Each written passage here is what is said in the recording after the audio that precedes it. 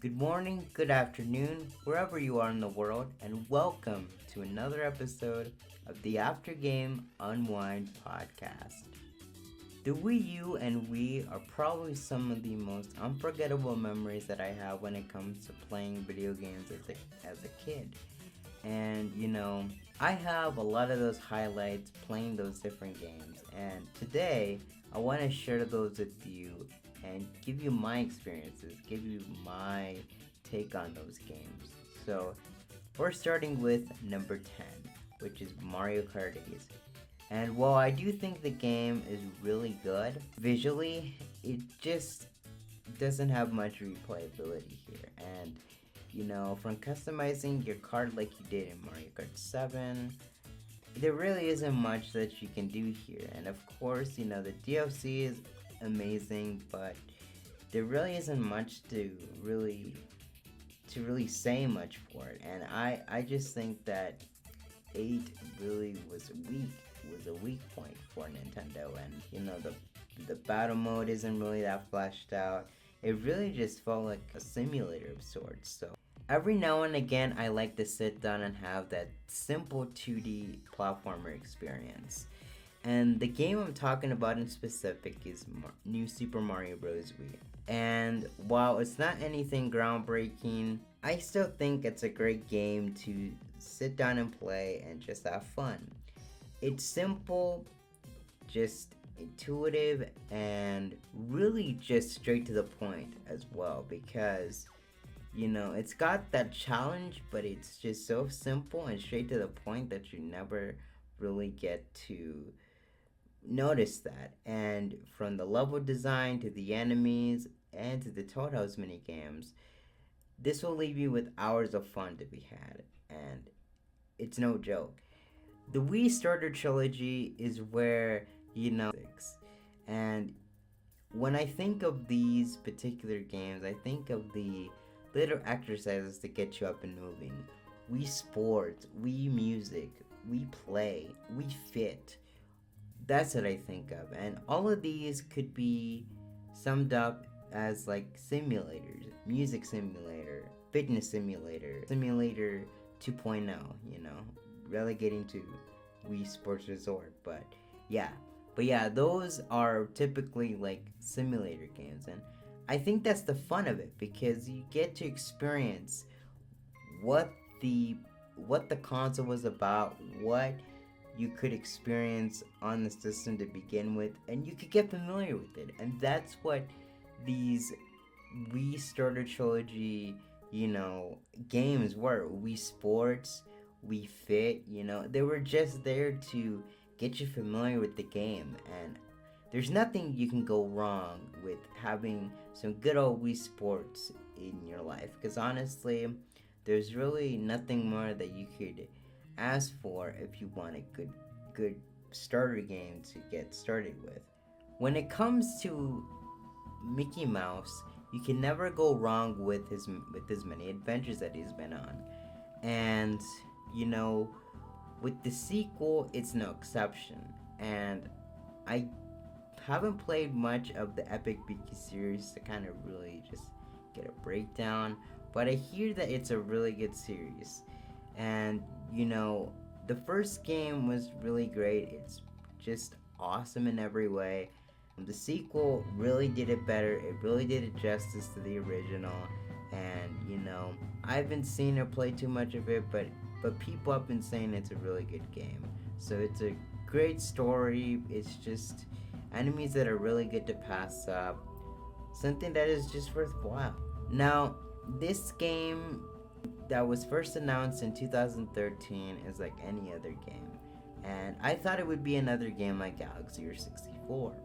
But no, it's just another 2D platformer with 3D elements. And that's what Super Mario 3D World is. It's not a bad game at all. It just feels like your standard typical platformer with just 3D elements.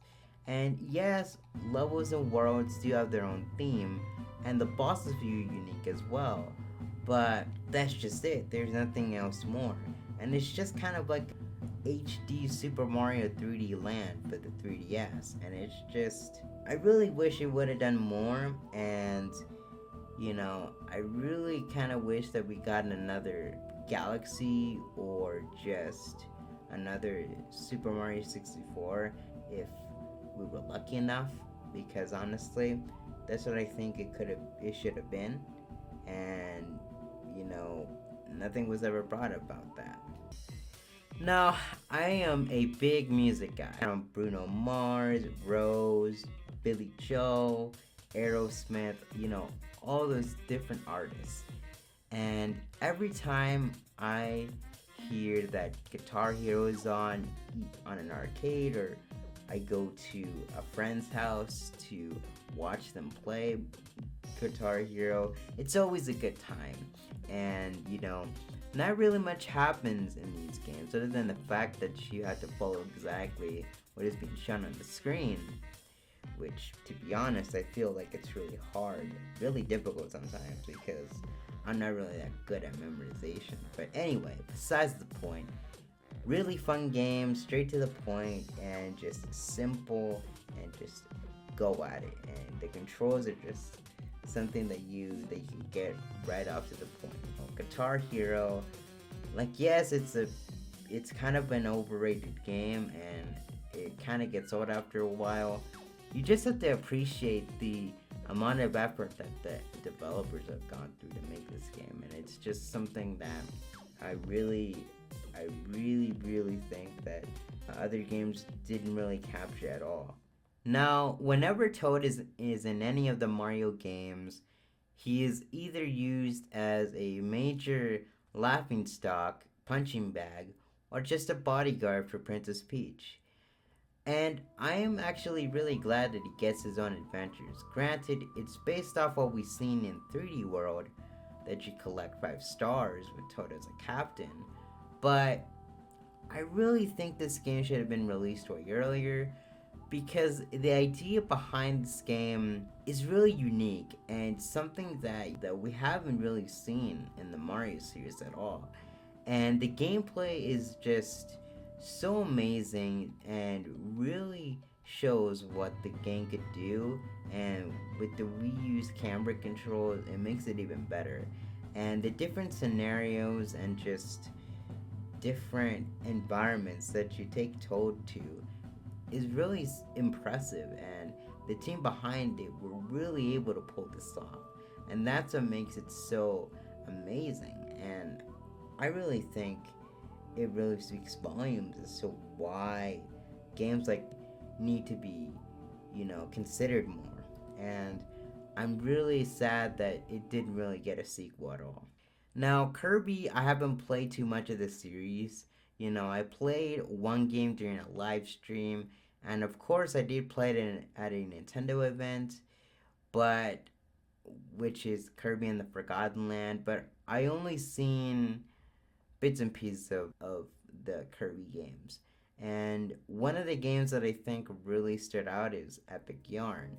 And I seen it from others' videos or just screenshots of the game. And I can tell that the art style is really cute, and looking at the gameplay, it's pretty fun, and it's just something that it's worthwhile, and you just really think to yourself that, oh, I really want to play this game now. And honestly, the game has the vibe of, that it was made in the 2000s. Like, it was made in 2001 or something, like way after that. 2001 to 2008 or whatever it's called. But yeah, that's what I think, that's what I get the vibe of. And Kirby has been in many games ever since then, and I think that Epic Yarn really did it great with the material that I used. It's something that I really think that Nintendo should go back to, and Kirby game, something like that, kind of like similar to Yoshi's Woolly World. Now, I know I'm not really into the whole first-person shooter or third-person shooter thing, but something about Splatoon I really think makes it unique. And the third-person shooter style with the ink and the lovable characters, you can never go wrong with this game, and it's so popular on the online gaming scene. It's such a shame that it doesn't really get the same recognition as AAA titles like Call of Duty or Battlefield. I really think that people should try this game because it's a fun experience. Lots of people on YouTube have been, playing the heck out of this game.